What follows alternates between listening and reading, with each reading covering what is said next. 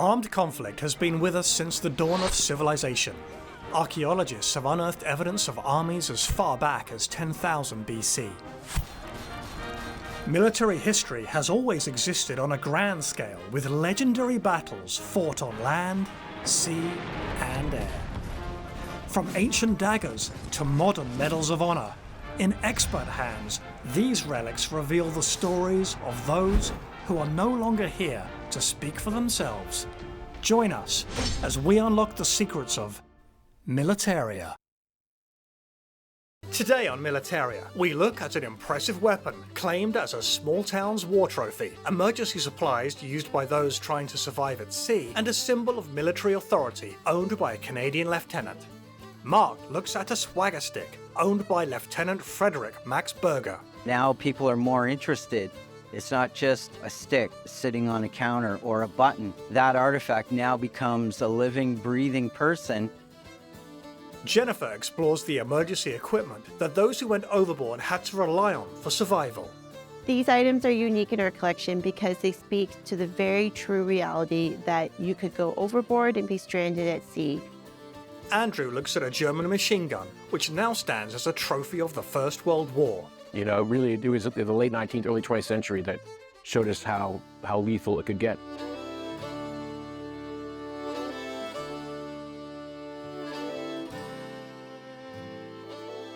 My name is Mike Brown.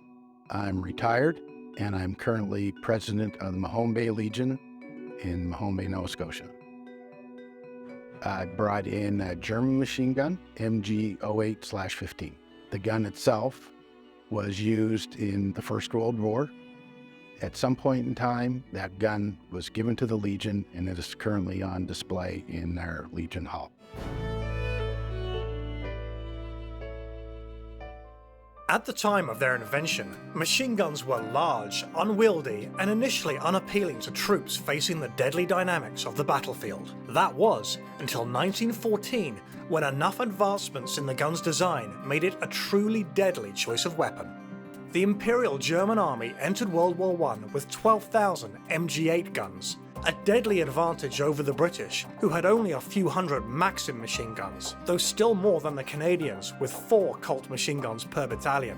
The unprecedented range and rate of fire cleared battlefields at an inhumane rate, forcing the Allies to further integrate the Vickers model before moving to the Lewis gun. By 1918, infantry warfare on both sides had reached a point of no return. While weapons fell silent with the armistice, the machine gun has remained a deafening force to this day. Mike, thanks for dropping into Militaria today. And what can you tell us about this beast that you've brought for us today? Well, this is a German machine gun. It's an MG08-15. From what I've seen is that it was used, like I say, in First World War. Do you know how the Legion came by this particular artifact? I don't know all the details, but what I do know is that this particular gun and another one were given to the town of Mahone Bay. The Legion was incorporated in March of 1935. And so I'm assuming sometime after that, this gun was given to the Legion and it's been on display. I asked many of the Legion members there, but unfortunately this predates everybody that is still there at the Legion. So these artifacts, these bigger ones, of course, were war booty. During the war, they were actually brought back in smaller numbers for bond drives. The bond drive was basically to raise funds for the war effort, and of course they would bring out examples of enemy weaponry that was captured, and it would help people realize that, you know, they were doing well, and they would encourage people to buy more bonds. At the end of the Second World War, there was actually a database set up in 1920. Hundreds, if not thousands, of these weapons, not only machine guns, but also cannons and artillery pieces, were brought back as war booty, and they were distributed to different communities across Canada. I think war trophies are important because they remind us of the sacrifice that your average Canadian had to go through to win that war. Also the victory that we ended up achieving. If we look here at this area, this is where all the information on the weapon is going to be found. And by looking at it earlier, I noticed that the manufacturer is Spandau in Berlin. It was produced, I believe, in 1915.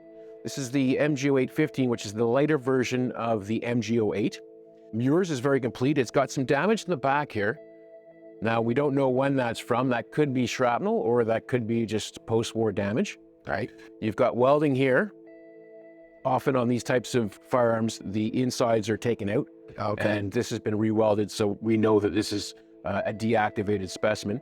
And like I say, this is very complete, including the flash suppressor, which is right up here. It even has its, looks like its original bipod. So how would the ammunition be used in this gun? It was, it's a two-person operation for this particular model. It would be loaded on the right. The spent cartridges would come out on the left.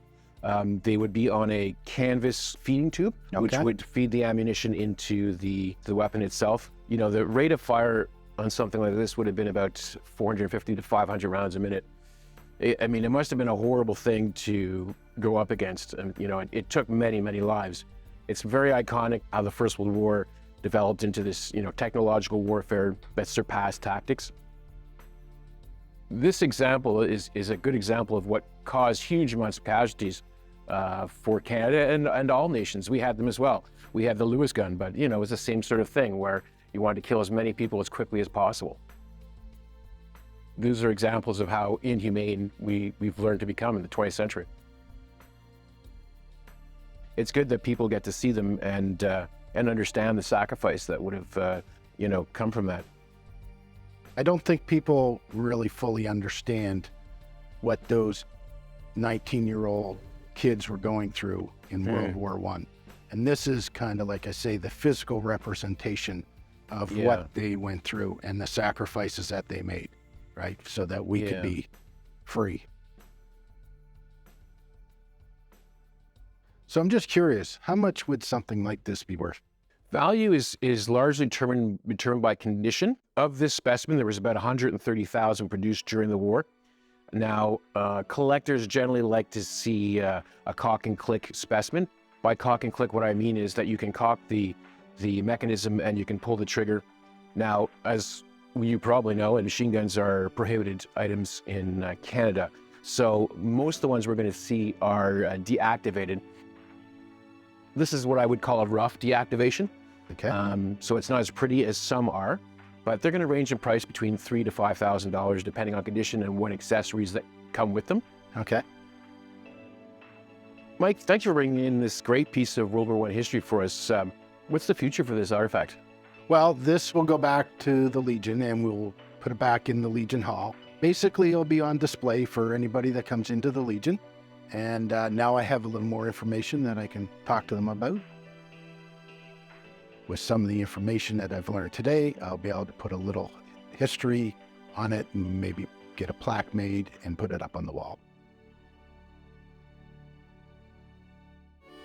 Coming up on Militaria. What I really enjoy about these particular artifacts are they're unopened. So the contents that would have existed in them are still there.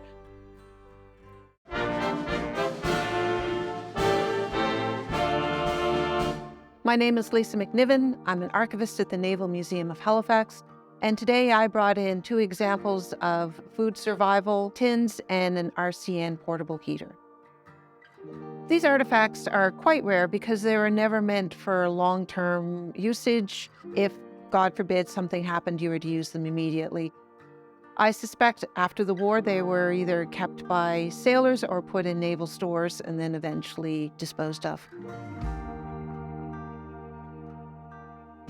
During World War II, there were few places that carried more risk than the heavy and frigid North Atlantic Ocean. The threat of U-boats kept the Royal Canadian and merchant navies on high alert, but engaging in combat afloat a battlefield impartial to military allegiance meant evading enemy attacks did not always eliminate the possibility of crisis. Day in and day out, sailors had to manage the elements.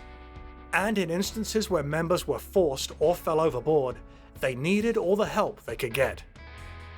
To sustain those awaiting aid, the RCN issued several survival provisions. With hope and belief in the mental and physical fortitude of its men and women, these supplies aim to increase the chances of successful rescue missions.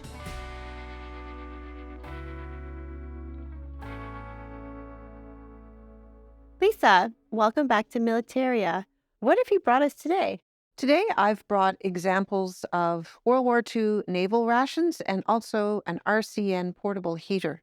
Wow. So these rations and the heater were meant to go overboard. Absolutely. They were meant as a contingency plan if, unfortunately, you did find yourself in the water. How do you sustain yourself? Do you needed food to eat? You needed a portable heater to keep you warm. These were essentials in case of unexpected fall or sinking. Survival at sea was a prevalent issue for the Royal Canadian Navy, especially early on in the war where a lot of our ships were being sunk by German U-boats. They had to quickly come up with solutions of how can we ensure that our sailors and personnel would survive the open ocean to a time that they possibly could be rescued, which speaks a lot to the value of human life. And so what I really enjoy about these particular artifacts are they're unopened. So the contents that would have existed in them are still there, which makes them extremely rare and valuable in our collection. These are beautifully preserved artifacts of these emergency rations and survival gear, but the fact that they're unopened means that the contents are still in the actual containers. Example for like this food container, it has biscuits and bits of chocolate in it, which I think is fantastic. And I also really enjoy that on the can, it has been preserved that it tells whoever is to consume the contents of this can to consume it slowly. Because you can imagine when you had gone overboard, you've been surviving for a couple of days at sea, you probably wouldn't have eaten these right away. You would have saved them to the absolute moment when you would have needed them. And so you would have been dehydrated and very hungry. And so to make sure that you eat these slowly meant that you kept it down instead of bringing it back up. And this tin is a beautiful example of a well-preserved ration tin at the time. And on the bottom here, you can see the pull tab. So the idea is you flip the tin over, pull the tab, and the contents would be inside all lined up for you to take out and to distribute to any of the individuals that were with you.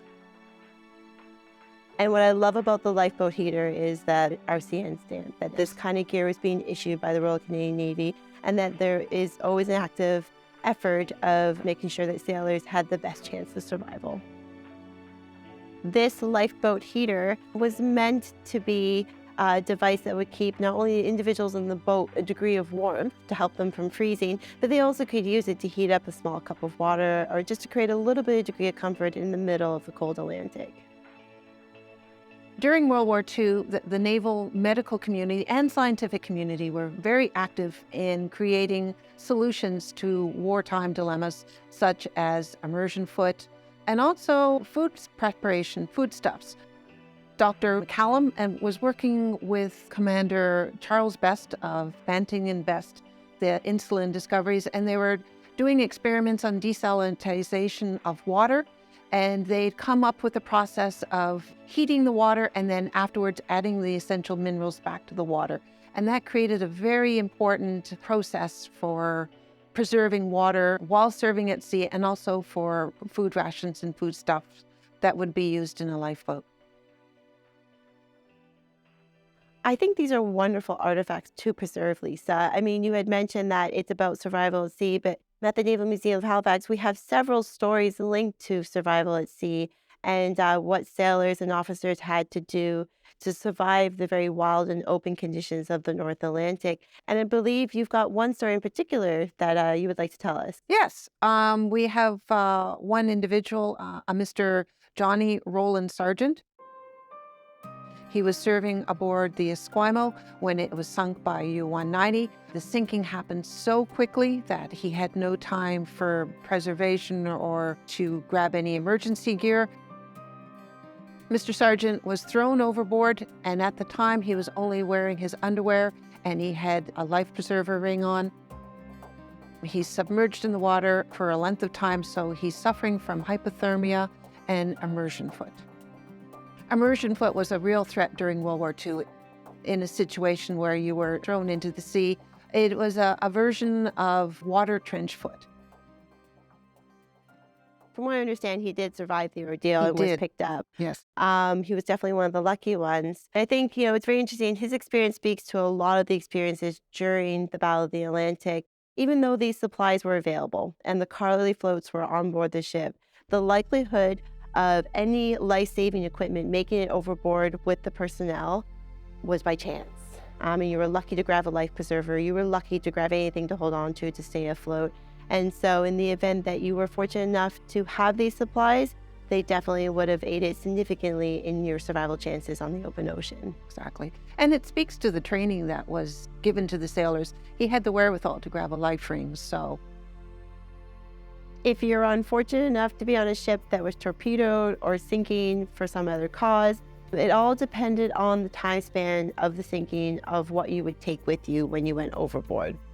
If the ship was sinking relatively at a steady pace, you might be lucky enough to throw overboard these lifeboat survival gear, such as the ration and the heater. You might be lucky enough to grab your life vest or a life ring, and then you might be even fortunate enough to throw over a few Carly floats, which would allow them to survive for a longer period of time. Lisa, thank you for bringing in these beautiful and unique artifacts that speak to that survival at sea. Currently at the museum, can we see these? Are they on display? They are in display, and we have an exhibit room called Battle of the Atlantic, and they're represented in that room in talking about survival and preparedness during World War II. Thank you, Lisa, again, for bringing in these very unique artifacts that speak to survival at sea during a time of war. Coming up on Militaria. Just from one swagger stick, we've got a story that has really told a bigger story.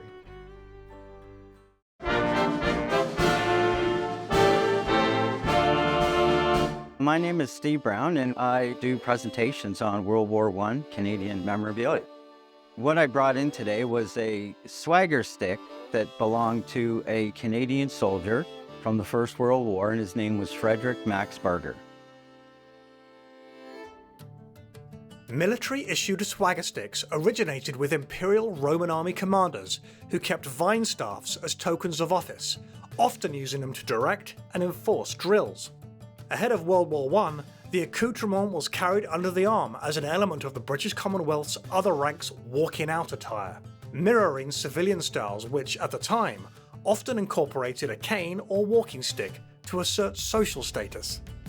During times of conflict, swagger sticks could be used to conduct units in combat, but the practice became obsolete as infantry tactics changed and they eventually disappeared from the battlefields. Though the swagger stick was formally retired as a feature of all military dress with the Union of Canada's military forces in 1968, its historical significance is preserved in photographs, museums, and personal collections. Well, I'd like to welcome Steve to Militaria. And what do you have with us today? A World War I swagger stick that belonged to a Canadian soldier, and his name was Frederick Max Berger. Frederick was, at the start of the war, a member of the Queen's Own Rifles in Toronto. If I could show you here, on the end of his swagger stick, it's got the Queen's Own Rifles on the end and his regiment on there, as well as his name and his unit on the neck of the stick. And that swagger stick would have been part of his military uniform. Yes, correct. Most likely this would have been for parade dress, a parade uniform, but he could have also taken it into battle with him because it is a tool that they would use for directing other troops or directing men in the field. They would, possibly use a swagger stick for that. So how did you acquire this particular item? Well, when I was given one of my presentations, someone from the audience actually approached me after the show, and she had this swagger stick and said Frederick was a member of her family, and that as kids, they used to take this out and play with it. She gave it to me and figured that it would be best with me if I could present it and tell Frederick's story for them. Every artifact has a story. World War I always fascinated me, and just the brutal conditions that these Canadians went through. And these were all volunteers. They weren't conscripted. Everybody volunteered for this. And I just wanted to bring forward the personal side of it, tell their story. Fred emigrated to Canada by himself at a very, very young age, which back then wasn't uncommon because a lot of parents sent their kids to Canada to stay with different families. And a lot of times it was in farming communities or helping out Canadian families over here. Homeboys were sent across. Basically, the turn of the century, 1900s England was, the Industrial Revolution had come and gone, and there was a number of orphans that were shipped off to work in farms across Canada in the early turn of the 1900s. So obviously it would appear that our soldier was part of that Homeboys network. So it looks like Fred, I know he was here when he was 15, because when he joined up in 1914 in September with the Canadian Army, he had already done 10 years of Canadian military service in the militia. So when he signed up, he was 25. So he had a very long war, and again, that's part of this story, is the fact that he was in basically throughout the major conflicts, Right at the start. right at the start, right through to the end. Which again, it's fairly rare to find that. Fred was with his unit.